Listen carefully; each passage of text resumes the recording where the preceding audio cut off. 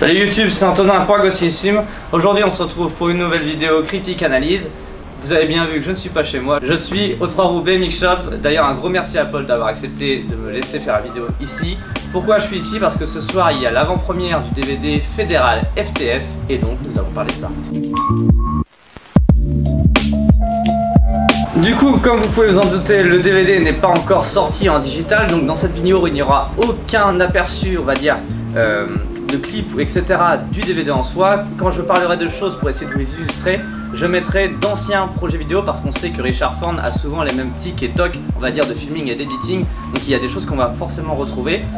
La vidéo va se diviser en deux parties. Une première partie où je vais donner mon avis en règle générale sur les préquels du projet, c'est-à-dire tous les Fédéral Lost It qui sont sortis durant cette année pour teaser le projet. Et ensuite je ferai, on va dire, une critique à chaud une fois que j'aurai vu le DVD tout à l'heure. Le DVD dure à peu près 48 à 50 minutes et je ferai une critique directement après. Forcément du coup il y aura plein de choses que je vais sûrement oublier ou des choses que je ne verrai pas lors de ce visionnage. Donc peut-être qu'il y aura une vidéo qui sera refaite d'ici quelques mois quand le DVD sera sorti, mais je pense qu'une seule sera déjà largement suffisant, il y aura déjà assez de choses à dire. Pour remettre dans le contexte, Fédéral avec Richard Forn, ça fait des années qu'ils travaillent ensemble maintenant. Le projet Fédéral FTS a été mis en place il y a à peu près un an et demi. Il a été teasé par différentes vidéos qui s'appellent Lost It, c'est-à-dire des vidéos qui n'ont pas fait, on va dire des clips qui n'ont pas été sélectionnés entre guillemets pour le DVD. Mais déjà à l'intérieur on voit qu'il y a déjà des clips qui sont sérieusement engagés, etc. Ma seule interrogation par rapport à l'ensemble de ces vidéos, c'était des vidéos très longues qui montraient déjà beaucoup de choses, et moi j'avais vraiment une appréhension sur le fait qu'on voit déjà beaucoup de choses dans ces vidéos là et que du coup il y ait moins de surprises dans le projet. Je ne sais pas vraiment si c'est le cas, on verra ça tout à l'heure, mais c'était une de mes plus grandes interrogations par rapport à ces vidéos là. Du coup dans la vidéo Fédérale nous retrouverons forcément Stevie Churchill. Non pas du tout, c'est une blague, il n'y est pas comme vous le savez, il a été dégagé de cette marque. Hello, darkness, my old friend. Du coup dans la vidéo nous retrouvons Bruno Hoffman, Ryan Ellis, Michael Smelko, James Cunningham, Joey Jarvis, Anthony Perrin, Dan Lassé, et l'ensemble de la vidéo est forcément réalisé par Richard Forn. À quoi on peut s'attendre dans cette vidéo? Clairement, je ne pense pas que la vidéo va être vraiment différente de ce qu'on a l'habitude de voir de Richard Forn. Ça va être simplement le format qui va être beaucoup plus long et sûrement on va dire plus rempli avec plus de choses à l'intérieur. En soi on peut s'attendre toujours à des grands mouvements sur des bâtiments ou des monuments, des trucs très fluides, etc. On va pouvoir voir du fisheye à de nombreuses reprises, que ce soit sur les tricks ou sur les plans de coupe. Bon, et du coup qu'est-ce que moi j'attends de cette vidéo en particulier? On sait que Richard Forn a été à une époque une personne qui nous a montré qu'il savait faire des courts-métrages avec du BMX et qui savait raconter réellement des histoires. Ce que j'attends de ce DVD là, c'est simplement toujours la même chose, que Richard Forn nous raconte une histoire à travers ce DVD. On est sur un format qui là du coup est long, qui est 48 minutes, donc ce qui est quasiment une durée de long métrage si on veut parler avec des termes professionnels. Donc du coup j'attends vraiment que Richard Forn nous raconte une histoire, qu'il y ait un fil rouge durant tout le projet et pas simplement on va dire des plans de musées ou de statues ou des choses comme ça tout le long de la vidéo. Je sais qu'il est capable de faire des plans de coupe qui sont largement plus intéressants avec vraiment une ligne rouge, quelque chose qui va nous permettre de rester sur une ligne directrice pendant tout le projet. C'est vraiment ça dont j'attends. Qu'est-ce que j'attends d'autre? Forcément j'attends avec énormément d'impatience la part d'Anthony Perrin parce que c'est le seul français qui nous représente dans la vidéo. Donc j'ai énormément d'attentes par rapport à ce projet là. Mais à la fois j'en attendais beaucoup de cette vidéo, à la fois je me suis dit qu'il fallait pas non plus s'attendre à énormément de choses parce que quand on s'attend à des choses incroyables, on a tendance à être plus rapidement déçu parce qu'on voit, parce qu'on en attend et on s'imagine des choses incroyables. J'ai voulu relativiser, du coup je me suis dit que la vidéo pourrait être aussi entre guillemets comme on a l'habitude de voir des vidéos et pas quelque chose qui va changer le game totalement.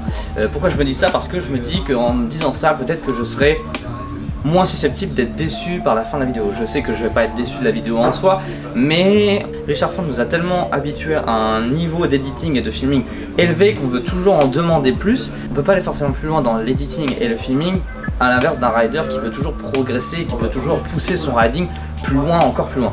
Là on est sur quelque chose, un DVD pro, moi je parle en tant que vidéaste, pas en tant que rider. On sait que le niveau des riders va être très élevé, mais en tant que vidéaste on peut pas forcément toujours aller plus loin que ce qu'on a déjà fait. Donc je préfère me dire que peut-être que la vidéo ne sera pas aussi incroyable que tout ce qu'on peut nous laisser penser de peur d'être déçu à la fin. Voilà. Sinon par rapport à la durée du projet, 48 à 50 minutes c'est bien. Pour un DVD, pour une mixtape, c'est juste ce qu'il faut entre le trop long et le pas assez long. Donc c'est vraiment cool. Je ne sais pas du tout comment va être réparti le temps par rapport aux riders. J'espère qu'ils ont quand même un temps à peu près équitable. Donc voilà, je pense que j'ai fini de vous dire tout ce que j'en avais pensé en amont. Je vais pas en dire plus parce qu'il n'y a pas forcément de choses intéressantes. Je vais aller faire l'avant-première avec tout le monde. Je vais essayer de vous faire 2-3 plans de coupe et des images sympas pour illustrer l'ambiance qu'il y aura ce soir. Et je vous retrouve après l'avant-première tout à l'heure pour ma critique à chaud du projet. À tout à l'heure.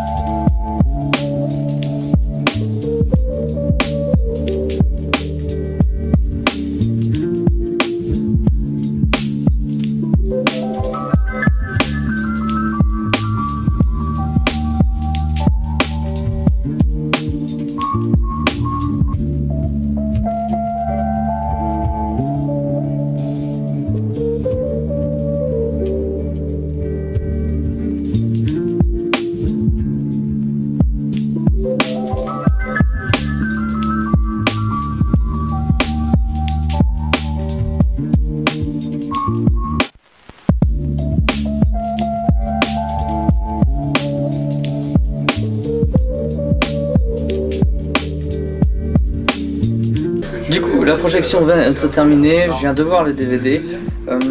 Bizarrement, j'ai pas tant de choses à dire que ça sur le DVD en soi. C'est plus ou moins ce que je m'attendais par rapport à ce qu'on nous avait teasé sur les dernières années. Il y a des choses qui changent quand même où Richard Ford il est allé chercher plus loin. Il y a pas mal de travail d'incrustation dans l'image. Ils se sont fait chier à prendre de la rubalise avec FTS dessus. Donc ça fait plusieurs éléments de décor. Il y a des choses que j'ai pas trop bien compris dans la vidéo. Par exemple, il y a souvent on voit des images d'armes à feu, de choses comme ça. Autant il y a des images d'émeutes et ça je peux comprendre parce que bon voilà le côté londonien de Richard Ford avec souvent des émeutes, des choses comme ça, ça fait sens. Le fait que ce soit du BMX freestyle et qu'on soit souvent en relation avec les forces de l'ordre ou la sécurité qui est toujours une altercation plus ou moins qui se forme, ça c'est logique. Par contre la présence d'armes, beaucoup d'armes à feu, je comprends pas. On voit des grenades, on voit des AK-47, enfin on voit beaucoup d'armes et c'est quelque chose qui m'a un peu sorti du DVD, je comprenais pas trop ce que ça avait à faire avec le BMX. Donc ça c'est pour le point un peu négatif. La vidéo dure du coup 48 minutes, il y a au final pas tous les riders de Fédéral. Donc ça c'est pareil, c'est quelque chose que j'ai pas trop bien compris pourquoi ils s'étaient focalisés seulement sur 6 riders et pas la totalité, surtout que Boy Idler est arrivé avant la fin du tournage du DVD, il aurait pu avoir des clips pour le projet, il n'y avait aucun souci, je comprends pas pourquoi il n'y est pas. Bref, après la part de Bruno Hoffman est vraiment interminable je trouve, énormément de mini street, que du ride to curb sur des trucs à 20 cm, vraiment que du riding actuel free coaster, pas de buzz, pas de whip, que des walls et que des grinds, donc ça j'ai pas trop bien compris, enfin j'ai compris mais du coup c'était un peu long, surtout que c'est la première part de la vidéo et c'est très long je trouve. Après les tricks montent crescendo, un énorme bravo à Anthony Perrin qui a clairement tout défoncé dans cette vidéo, c'est celui qui a, je trouve qu'il a vraiment des clips ultra stylés qui sont vraiment propres à lui. Il y a des clips qui sont vraiment fous, il a vraiment super bien roulé.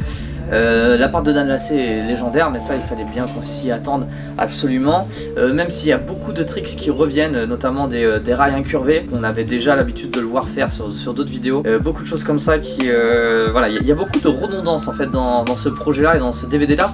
Après sur le filming, c'est du Richard Ford, hein, on a beaucoup de monuments, de travelling, de vie en règle générale. C'est énormément dense en si peu de temps, ça fait beaucoup de choses à assimiler. Je pense que c'est un DVD qu'il va falloir revoir et revoir pour vraiment tout assimiler. Le plan qui était intéressant que j'avais jamais vu, c'est qu'il s'est fait chier à incruster des images dans des panneaux publicitaires, sur des téléphones, sur des télés, etc. C'est des choses que je l'avais pas vu faire avant et qui sont vraiment très bien faites. Donc ça pour le coup c'était intéressant sur le plan artistique. Toute l'intro est vraiment géniale, ça correspondait vraiment à ce que je m'attendais au début sur l'idée du fil rouge. Et en fait tout le fil rouge en fait c'est simplement des émeutes et des, on va dire, des plans on va dire de choses, de confrontation entre les riders et leur environnement. Même si je comprends la logique par rapport à ce que tous les riders vivent, je trouvais que c'était pas très adapté et pas très intéressant en fait sur tout le long du projet. Mais voilà, que dire de plus? Pas grand chose. Les parts des riders sont pas du tout équitables. Bruno Hoffman a une part je pense de 14 ou 15 minutes, un quart d'heure c'est énorme, alors que d'autres riders vont avoir des parts de 5 minutes. Voilà, donc je pense que j'ai pas plus de choses à dire que ça. Je vous conseille quand même de voir et de procurer le DVD parce qu'il faut encourager ce genre d'initiative. Mais voilà, ce sera tout pour moi. On se retrouve dans une prochaine vidéo. À plus.